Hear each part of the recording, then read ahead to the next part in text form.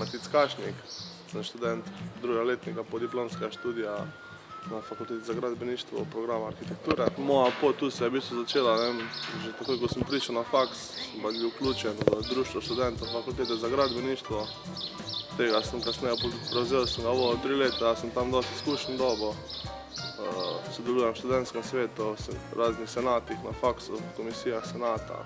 Prav tako delam na študentsko organizacijo Univerze v Mariboru. Sem Tabita, prihajam iz Kopra.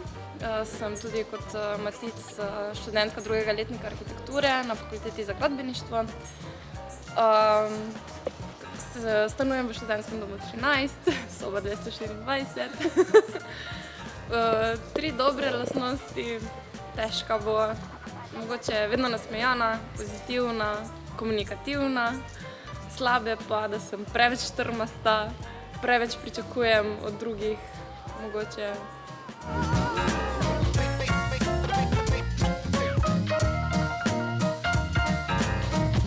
Če povem mogoče o EASA nekaj, res kako sva pač prišla v to, da sva v letu 2012 se udeležila EASA na Finskem, ter tako spoznala to organizacijsko ekipo, kjer sva se pol tudi naknadno vključila, tako da je na to res pač vse nastalo iz tega.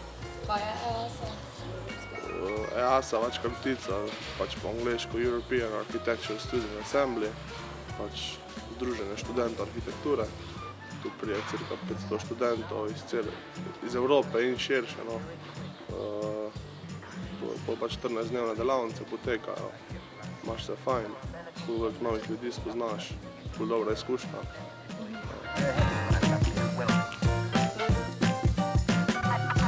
Torej, kot sva že povedala, projekt EASA je trajal 3 leta, od leta 2010 do 2013.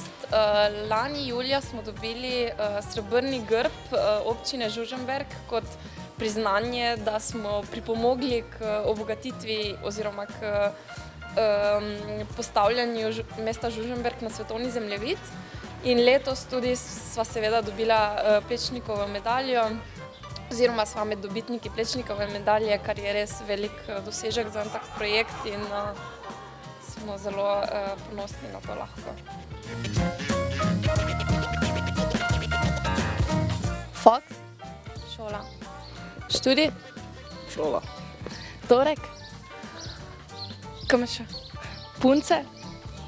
Štuk. EASA? Izkušnja. Žužemberk? EASA. Prihodnost? Težka. Služba? Ne vem. Počitnice? Vprašanje kdaj? Maribor? Zakon mesta. Ljubljana? Zaspana. Morje? Bližnja prihodnost. Pivo? Fuj. To je to. Pivo? Ja. Sicer to zdaj ni prilika, da je pač spodbudo študente, ne začne malo bolj migati, ampak se mi zdi, v tujini vseeno tukaj rekla, da so bolj pripravljeni, da se bolj grebe za neke zadeve. Mogoče smo Slovenci preveč zadržani in konzervativni. Mogoče je tu ta lastnost pasivnosti. Ne vem. Pač treba se zavedati, da ne bomo večno, se že reče, pač pod mamino streho, ampak da bo se treba za sebe postaviti in to je sigurno en tak korak, da pač stopiš naprej. Da si aktiven. Ja.